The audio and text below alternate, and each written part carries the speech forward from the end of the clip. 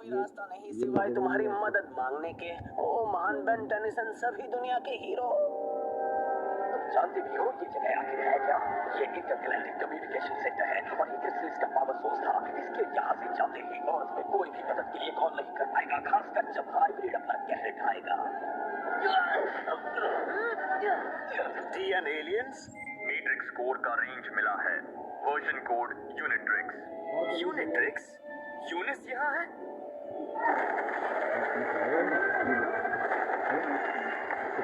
Ultimate spider monkey.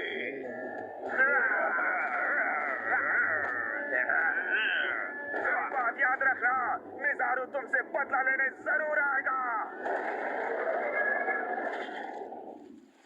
शायद ये episode तुम लोगों ने देख ली होगी, क्योंकि टून भैया हमारे यूट्यूब चैनल पे इस एपिसोड को भी एक्सप्लेन कर चुके हैं, लेकिन मैं तुम्हें ये एपिसोड डिटेल में एक्सप्लेन करूँगा, तो वीडियो को स्किप मत करना।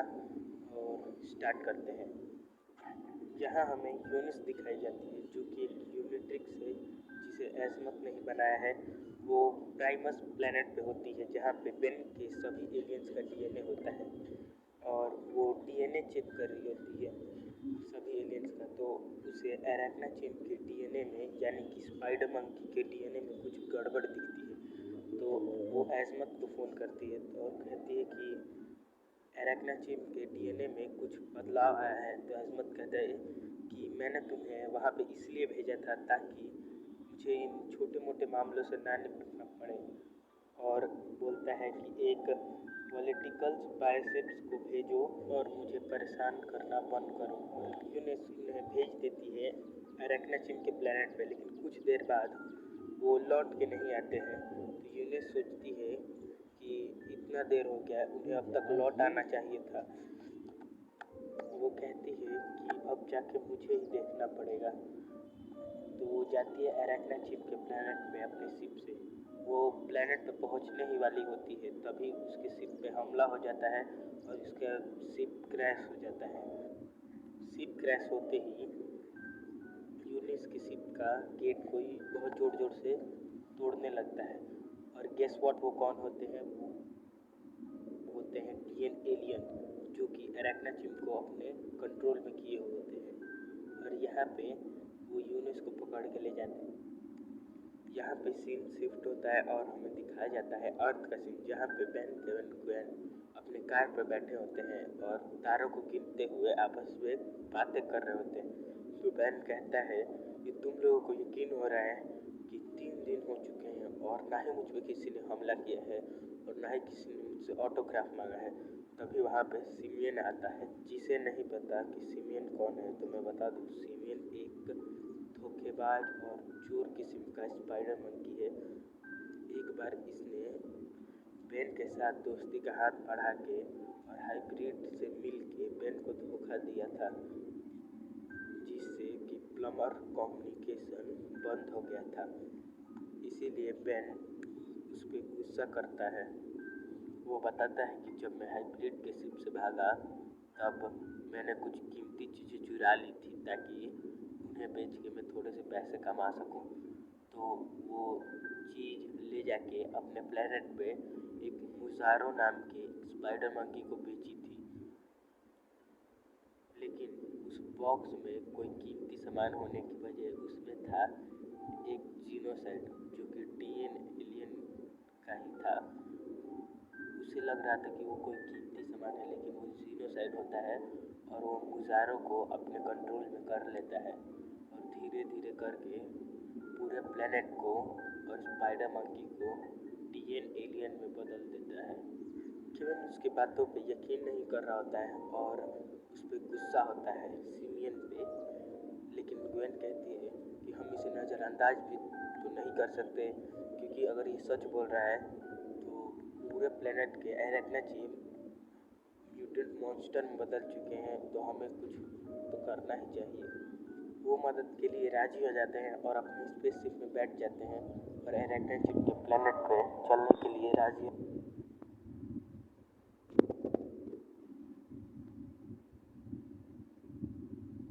राजी हो जाते हैं।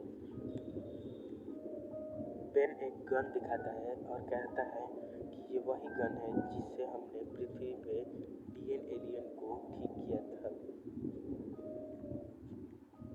अरेक्नाचिम के प्लेनेट पे पहुंच जाते हैं, लेकिन वहाँ काफ़ी ठंडी होती है। तो ग्वेन कहती है कि ये वेदर मशीन की वजह से हुआ है। डीएन एलियन को ठंडी में रहना पसंद है। वो लोग डीएनए रिपेयर गन के साथ आगे बढ़ रहे होते हैं, लेकिन बेन का वॉच किसी चीज़ से इंटरफेयर कर रहा होता है और वॉच बोलता है कि वर्जन कोड यूनिट्रिक्स यानी कि यूनिक्स भी इस प्लेनेट पे होती है। वो तीनों सिमियन पे शक कर रहे होते हैं कि कहीं ये इसका कोई प्लान तो नहीं है हमें फंसाने के लिए। जैसे ही बेन थोड़ा आगे बढ़ता है तभी डीएन एलियन का हमला हो जाता है और डीएन एलियंस चारों तरफ से चारों को घेर लेते हैं। चारों तरफ से वो डीएनए रिपेयर गन से हमला करते हैं, लेकिन उससे कोई फ़ायदा नहीं हो रहा होता क्योंकि वो डीएनए रिपेयर गन सिर्फ इंसानों पे ही काम करते हैं। तभी बेन वॉच इस्तेमाल करने का कोशिश करता है, लेकिन वॉच कहता है कि इस फंक्शन के लिए पावर मौजूद नहीं है और उसे ट्रांसफॉर्म नहीं करता है। तो केविन और ग्वेन ही लड़ने लगते हैं डीएन एलियन से, लेकिन डीएन एलियन बहुत ज़्यादा होते हैं और वो तीनों पे भारी पड़ रहे होते हैं। तो बेन अपना वॉच इस्तेमाल करने की कोशिश करता है, लेकिन वो इस्तेमाल नहीं होता है। वो थोड़ी देर के लिए टेरास्पिन में ट्रांसफॉर्म हो जाता है, लेकिन वापस से पावर कम होने की वजह से वो ह्यूमन में ट्रांसफॉर्म हो जाता है। तभी वहाँ पे एंट्री होती है यूनिस की और वो आ जाती है और वो तीनों को बचा लेती है। लेकिन बेन बोलता है कि तुम्हारा यूनिट्रिक्स मेरे अल्टीमेट्रिक्स से इंटरफेयर कर रहा है, इसीलिए मैं ट्रांसफॉर्म नहीं हो पा रहा हूँ। लेकिन यूनिस कहती है ज़रूरत भी क्या है, मैं हूँ ना। तभी ज़मीन के अंदर से एक बहुत खतरनाक क्रीचर निकलता है और डीएन एलियन पे हमला करने की कोशिश करता है, लेकिन वो बच जाते हैं। तो बेन पूछता है ये क्या था, तो सिमियन उसे बताता है कि ये एक रूट शार्क है। इसे अरेक्नाचिम बड़े टेस्टी लगते हैं, इसीलिए हम अक्सर पेड़ पे ही रहते हैं। यूनिस उन्हें डीएन एलियन से बचाकर एक सुरक्षित जगह पर ले आती है, जहाँ पे 3 स्पाइडर मंकी होते हैं और उन्हें बताती है कि ये हैपलर है और उसका परिवार। मैं इन्हें खाना ढूंढने में मदद करती हूँ और शायद ये अपनी प्रजाति के आखिरी ही बचे हैं। यूनिस कहती है कि जब मेरा स्पेसशिप क्रैश हो गया था तब डीएन एलियंस मुझे पकड़ के गुजारों के पास ले आए थे, लेकिन मौका देखते ही मैं वहाँ से भाग गई थी और तब से मैं यहाँ पे छुपी हुई हूँ और इन्हें बचा के रखी हूँ। बेन कहता है कि मेरा ऑपरेटिक्स तुमसे इंटरफेयर कर रहा है। यूनिस कहती है रुको मैं अभी इसे ठीक करती हूँ और वो उसे बंद कर देती है।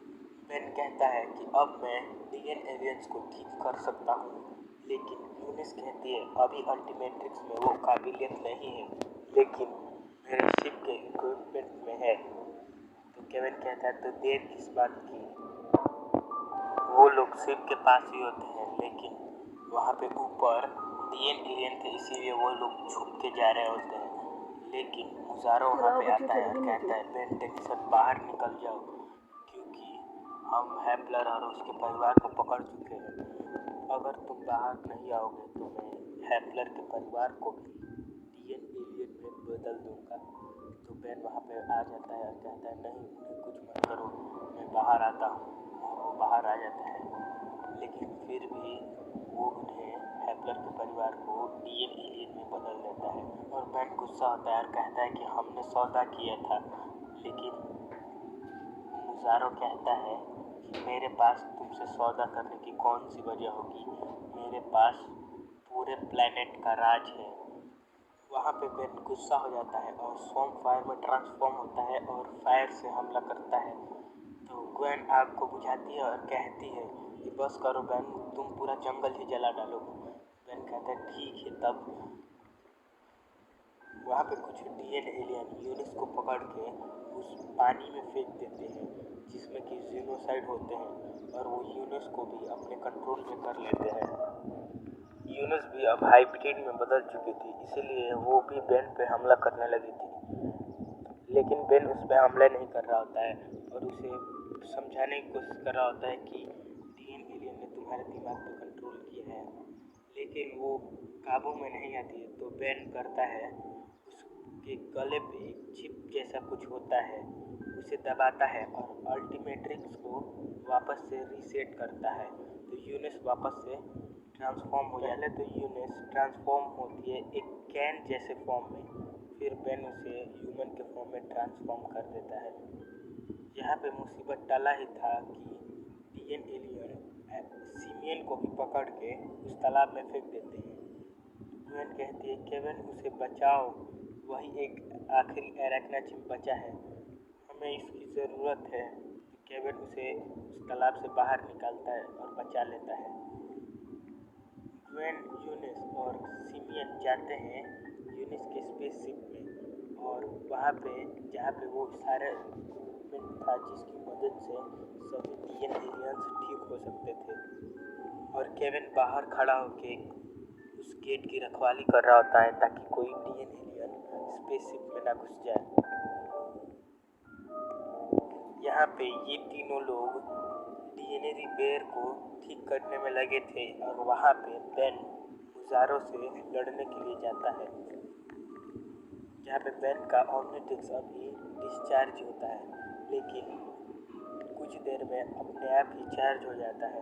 वहाँ पे मुजारो हमला कर देता है तो बेन वहाँ से बचता है और वो कहता है तुम एक हाइब्रिड के गुलाम हो, तुम जानते नहीं मैंने तुम्हारे बॉस को पहले ही हरा दिया है। मुजारो बेन से कहता है कि तुम्हें लगता है कि जीनोसाइड मुझे कंट्रोल कर रहा है? नहीं, मैं इस जीनोसाइड को कंट्रोल कर रहा हूँ और मैंने ही सभी एरेक्नाचिम को डीएन एलियन में बदल दिया है। तो बेन कहता है कि तुम्हारी माँ को तो तुम पे नाज होगा। तो वो कहता है कि सबसे पहले मैंने तो अपनी माँ को ही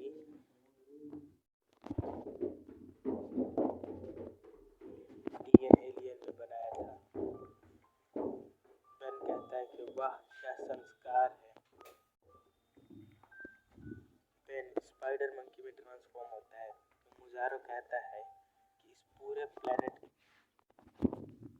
के राजा के सामने एक मामूली बंदर। तो बेन कहता है अभी तो मैं तुम्हें तैयार कर रहा था अल्टीमेट स्पाइडर मंकी के लिए, और वो अल्टीमेट स्पाइडर मंकी में ट्रांसफॉर्म होता है। उन दोनों में बहुत ही तगड़ा फाइट होता है।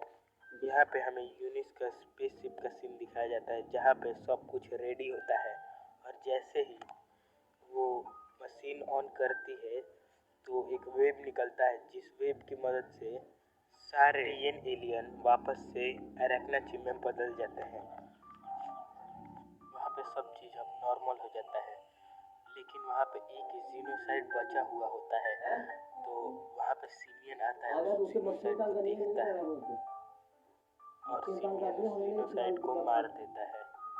तो बेन कहता है कि जानते हो सिमियन, अब तुम एक सच में के प्रिंस भी बन सकते हो। वहाँ पे सारे एरेक्नाचिम नॉर्मल हो जाते हैं, लेकिन मुजारो बेन टेनिसन को धमकी दे रहा होता है। कहता है कि तुमने आज सबसे बड़ी गलती की है मुझसे दुश्मनी लेके।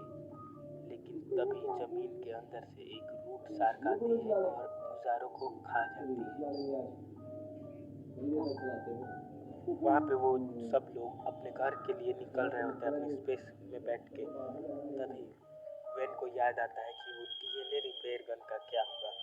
तो हमें वहाँ पे सीन शिफ्ट होता है, दिखाया जाता है सिमियन का सीन जो कि डीएनए रिपेयर गन को बेच रहा होता है और बेच के कुछ पैसे कमा लेता है।